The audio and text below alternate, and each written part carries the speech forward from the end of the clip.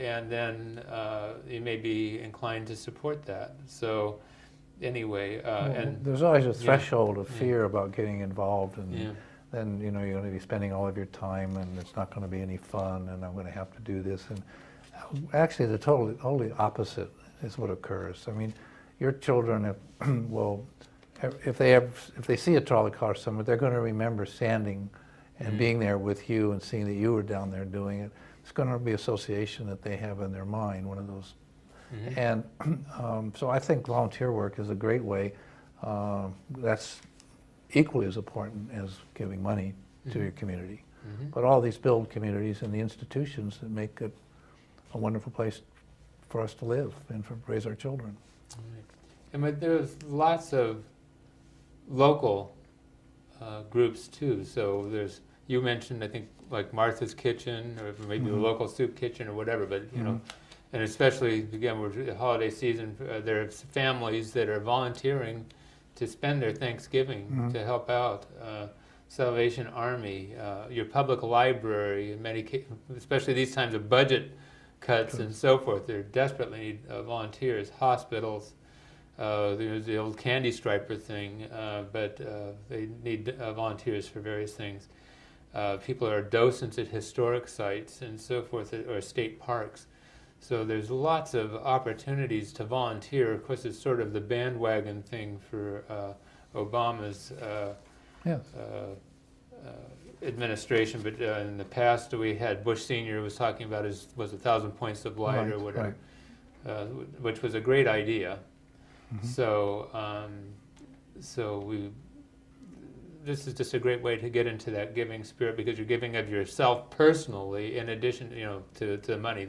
The money is something, though, that's good too, because we sort of have a special relationship to it, like you said, and to be able to give some of it.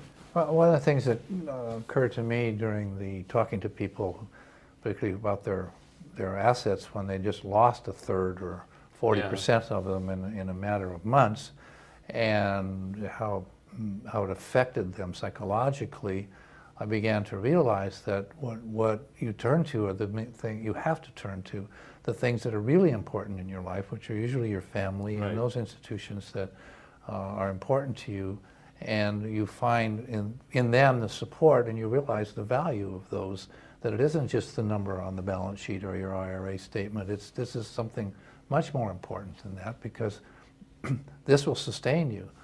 That money may not. You may die. You may get an illness. I mean, it's not the money. It's the person and the relationships in this community. Right. Okay. We talked a little bit about where can you find opportunities, and so one of the things that we talked about is, especially in the holiday season, in our local newspaper, the San Jose Mercury, and hopefully community newspapers for other people who may see this, they list opportunities sometimes of organizations that are looking for volunteers. And so there's no reason why, if you saw something that was of interest there, for you not maybe to look into that. That might be something helpful for you. Another thing was, I found some internet clearinghouses, particularly for the Bay Area, that I thought I'd mention. So one is onebrick.org. So I guess it's the idea of that each of us are putting in a brick to help to build our community. And then there's another one that's called rootsandshoots.org. And I think that one is like more national, maybe even international. And then there's another one called smartvolunteer.org. So these are places that our viewers can go and look for ideas to get involved. Okay, so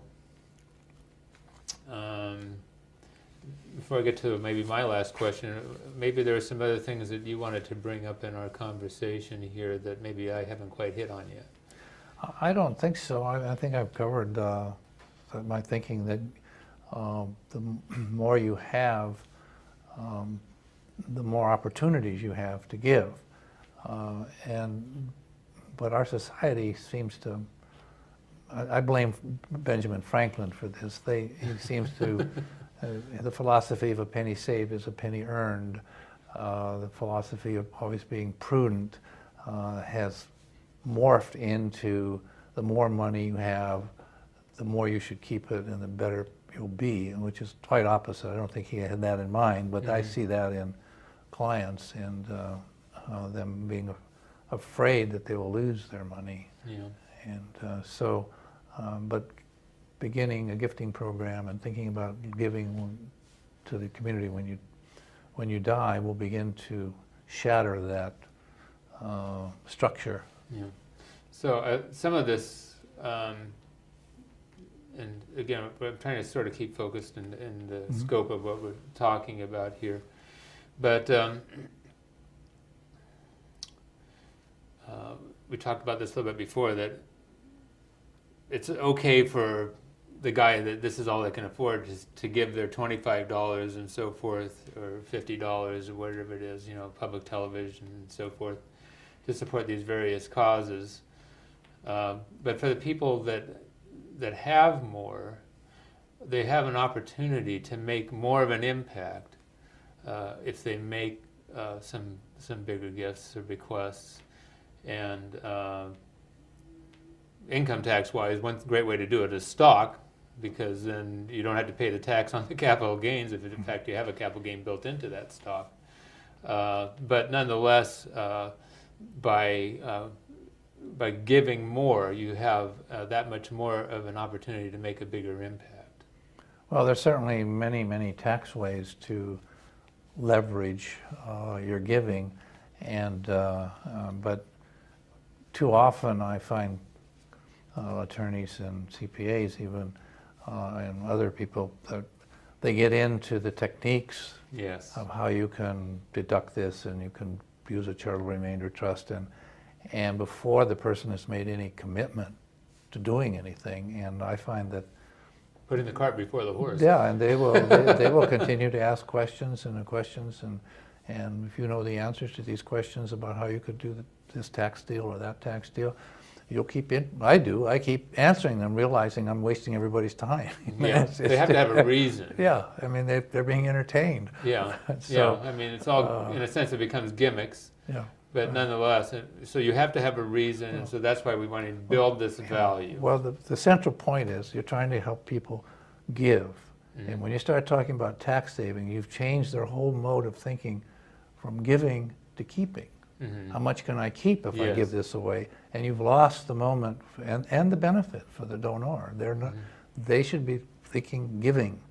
And then how I could give, I could tax it, I could give even more. Yeah. So that's my my message to people that are seriously considering this. Good.